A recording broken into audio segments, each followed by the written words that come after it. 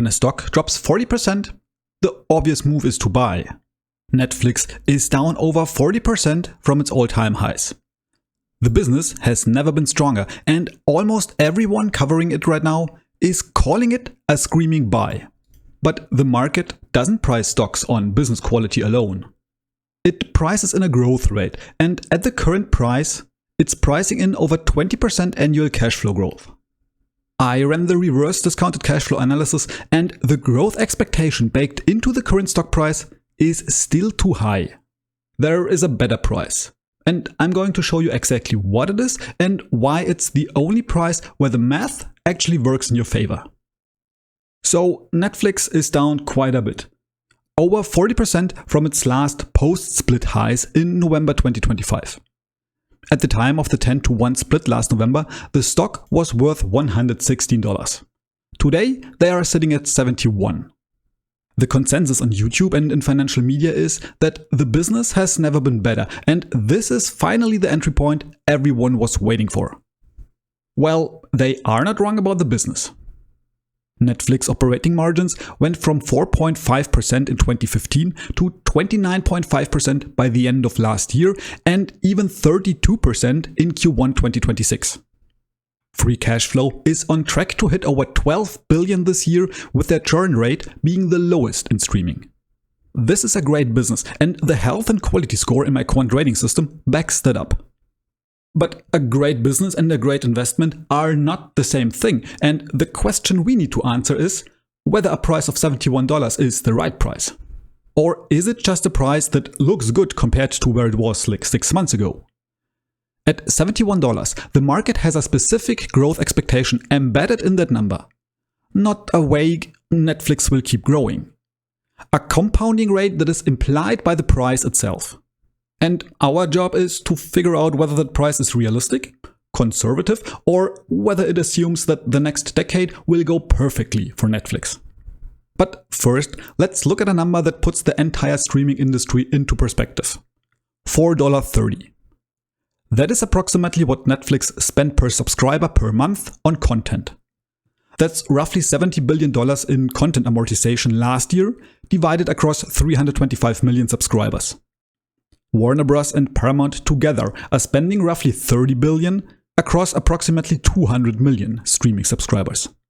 That's around $12 per subscriber per month. And that's before accounting for the fact that a meaningful chunk of that $30 billion funds their cable and broadcast operations. Their streaming platforms don't even get the full budget. They have to compete internally for it. Netflix doesn't have that problem. It never ran cables. It never built a broadcast platform. Every dollar of the content budget goes towards exactly this: their content. That's also why no competitor can close this gap. And the results show up in the margins. Netflix is at 32% and climbing. Warner Bros. And Paramount margins are much lower, and in the case of Warner Bros., even negative in the last 12 months. And Netflix margin trajectory isn't because of cost cutting. It's fixed content costs spread across an ever-increasing subscriber base. So every new subscriber added at this scale is essentially pure margin. When you combine that with the customer retention that is the highest in the industry, you get a compounding flywheel. High subscriber scale allows massive content budgets.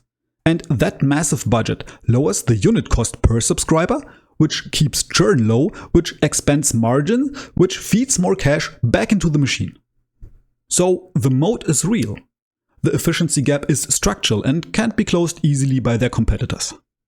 And speaking of competition, in December last year, Netflix made a bid for Warner Bros. Discovery for $82.7 billion in enterprise value.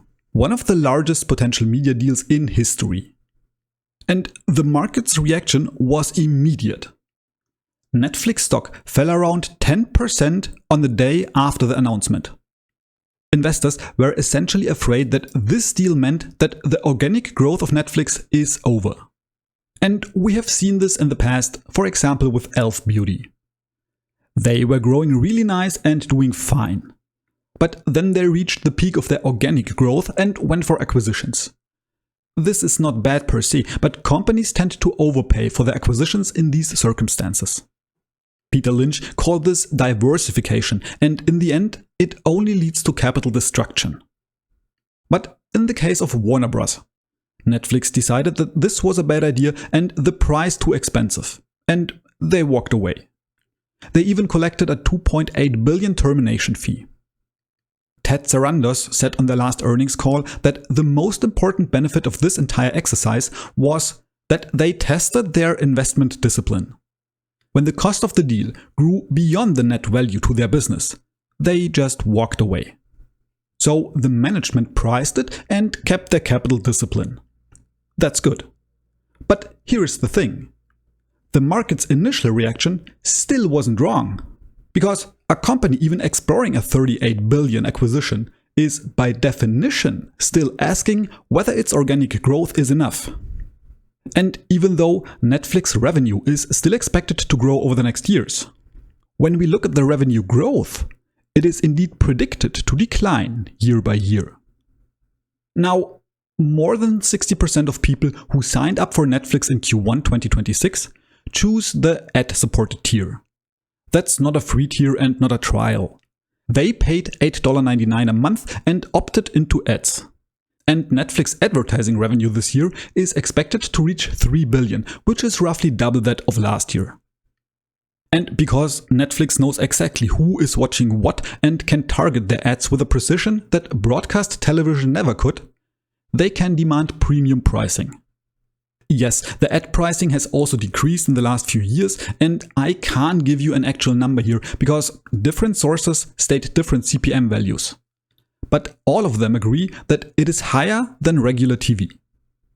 Another big growth potential is the international ARPU, the average revenue per user. Netflix charges $70.20 per subscriber per month in North America, $11 in Europe, $8.20 in Latin America, and $7.30 in Asia. So compared to the US, the prices are much lower and the market penetration is also lower. Europe, for example, is the biggest volume driver and sits at around 80% penetration against an estimated maximum penetration of around 40 to 50%. So there is still a lot of room to grow, in price as well as market penetration. Then we also have sports. Netflix streamed the World Baseball Classics in Q1 2026. In Japan, 31.4 million people watched, which broke a viewer record. Japan also became Netflix's single largest member growth contributor in that quarter, and this was also the biggest single-day sign-up event in company history. And their strategy here is very focused. They are targeting big breakthrough events with global reach, not regular season broadcast packages. Live content with premium ad costs. These events drive signups and generate advertising premium without committing to the multi-billion-dollar licensing deals that would compress margins over time. So there are still 3 levers that they are pulling to keep growing. Now, if you like this kind of objective analysis and think that it helps your own investing, hit subscribe. I post up to 2 of these videos every single week. Now, I already showed you the revenue, but the other income metrics like net income, EPS, and free cash flow are also all growing by double digits every year. These here are the annual numbers. But the same trend continued also in the most recent quarter. Their free cash flow in the first quarter 2026 alone was even more than half of what they had in the full year 2025, with a projection for the year being raised to $12.5 billion. Now, the caveat to this insane cash flow growth is that over half of it, namely $2.8 billion, was the termination fee from the Warner Bros. Deal. It's a one-time payment and won't be repeated next year. When we strip that out, the free cash flow was still around $2.3 billion, but that is less than what they had in Q1 2025. And of course, this distortion also shows in the yearly numbers.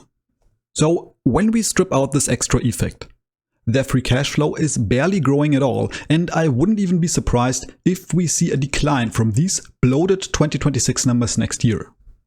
Still, in terms of growth, my rating system gives them a very good score of almost 9 out of 10. Their net debt to EBITDA ratio is also very low at 0.14 with an interest coverage ratio of 17.3 times. And they also sit on a massive 12 billion in cash at the moment. So for a still fairly young growth company, they have a very clean balance sheet. This, together with their great margins, also gives them a pretty good score of 8.4 for 5 and 8.7 for 10 years in my rating system. Now, the question still is what growth the current stock price actually implies. Because at today's stock price, the market is trading Netflix at 26 times the trailing free cash flow and 23.5 times the earnings. This still looks cheap compared to the recent history, also with the forward-looking metrics here. But the tailwinds that drove that massive multiples and margin expansion, the global password crackdown and the initial ad tier rollouts, are now largely behind us and priced in. And when we run the reverse discounted cash flow that calculates the implied growth rate, we see that at the current price, the company would need to grow the cash flow with an expected 22.7 times for the price to be worth it. Now, analysts expect a yearly growth of 21.5 times for the next 3 years. But this also includes the outlier this year. So I think that this might even be a bit optimistic when we look at the pure operations. Still, even this optimistic value is lower than the growth rate that is currently baked into the stock price. And for a company that is nearing saturation in its main market, the North American market, this is not a low bar. Yes, there are still opportunities to grow, but it requires a flawless operation. So today's price seems like a fair price for near perfect execution. But when you buy a stock at fair value, you have no safety cushion for when things go wrong. And if the growth decelerates faster than Wall Street expects, this fair price can turn into a losing position with just a single quarter of guidance cuts. So which price does give a good risk-reward profile? With the same input values that we just had, namely a WACC of 9.2 times, a terminal growth rate of 3% and a short-term growth rate of 21.5%, which is exactly the expectation from Wall Street, the fair value sits at 68.31. When we include a margin of safety of 10%, we come to a value of 61.48. So the stock is not dramatically overvalued right now, but 61.50 is the price where the implied free cash flow rate becomes conservative relative to what Netflix has historically delivered. This is where the odds shift from you will do right when everything goes fine to you will be protected even if a few things go wrong. And if you don't believe the growth forecast from analysts, the price target goes down even further as my sensitivity matrix shows. Here without a margin of safety though. But on the other hand, if you use a lower WACC by calculation a lower stock beta or cost for debt for example, the current stock price would already be below the calculated fair value. Now there are two very concrete risks that could change the growth trajectory and with it the fair value of the stock. The first is the further compression of the CPM and with it the ad revenue. As we've seen before, Netflix is currently still getting premium ad rates, but these rates have also been shrinking in recent years. If this compresses further, the contribution of the ad business to the overall revenue could drop significantly compared to the expectations.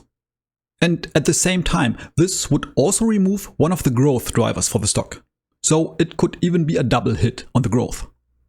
The second risk is sports rights inflation. Netflix's current strategy is disciplined. High-profile events, not annual broadcast packages. And that is also what the latest deal between Netflix and the NFL that just closed in May is. A couple of high-profile games that will be featured on Netflix. And contrary to what some say, I couldn't find any information for any further discussions between the NFL and Netflix to further extend this deal. I think these rumors might be based on older information. But the NFL costs have still historically increased by 80 to 100% per renewal cycle. So when the current deal runs out in 2030, the costs could increase significantly. This is still a couple of years away, but something a long-term investor should keep in mind. For me, both of these aren't reasons to avoid Netflix, but they are the exact things why the buy price matters. At 6150, you have the room to absorb one of these things going wrong. At 71, you don't. And this is also pretty much what my rating system says.